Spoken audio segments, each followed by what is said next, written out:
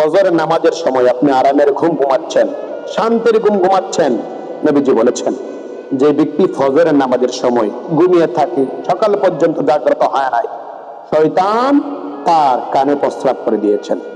শয়তান তার কানে প্রস্রাব করে দিয়েছে। কথাগুলো আমি বলি নাই।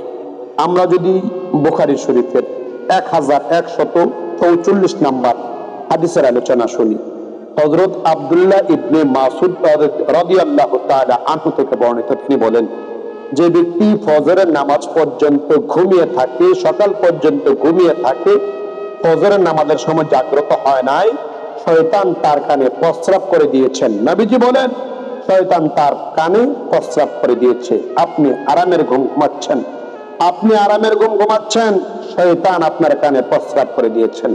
আপনি নিজেকে সুন্নি দাবি করেন, আপনি নিজেকে নবীর উম্মত দাবি করেন, শয়তানের টয়লেট আপনার কানের ভিতরে, শয়তানের প্রস্রাবখানা আপনার কানের ভিতরে, শয়তানের ওয়াশরুম আপনার কানের ভিতরে, শয়তানের বাথরুম আপনার কানের ভিতরে। নিজেকে সুন্নি দাবি করে, নিজেকে মুসলমান দাবি করে, নবীজির উম্মত দাবি করে, আপনি নিজেকে নবীর উম্মত দাবি করতেছেন, আপনি এই দুর্গন্ধ নিয়ে, এই নাপাক নিয়ে কিভাবে আপনি নবীজির সামনে দাঁড়াবেন? আমরা মিশকাত শরীফের 1221 নম্বর হাদিস থেকে একই আলোচনা শুনতে পাই। রাসূল পাক সাল্লাল্লাহু তাআলা আলাইহি ওয়াসাল্লাম বলেছেন, আব্দুল্লাহ ইবনে মাসউদ রাদিয়াল্লাহু তাআলা আনহু থেকে বর্ণিত, নবীজি বলেন যে ব্যক্তি ফজরের নামাজের সময় জাগ্রত হয় নাই, সকাল পর্যন্ত ঘুমিয়ে আছে, শয়তান তার উভয় কানে প্রস্রাব করে দিয়েছে। শয়তান তার উভয় কানে প্রস্রাব করে দিয়েছে।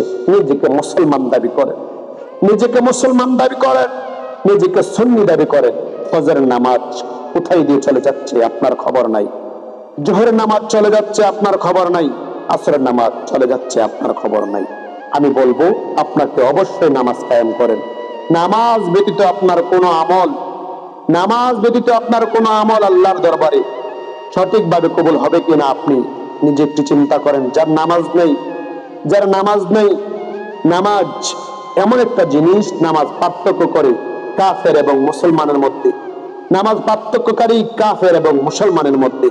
এই জন্য আমি আপনাকে বলবো অবশ্যই আপনি নামাজ পড়বেন, নামাজের পরে অন্যান্য আমল করবেন, কেননা নামাজের ভিতরে এমন একটি আমল আছে যে আমলের কারণে আপনার নামাজ আশা করি কবুল হবে, কেননা নামাজের ভিতরে সালাত আছে, নামাজের ভিতরে নবীজির দুরূদ আছে, আসসালামু আলাইকা আইয়ুহান নবী ওয়া রাহমাতুল্লাহি ওয়া বারাকাতুহু।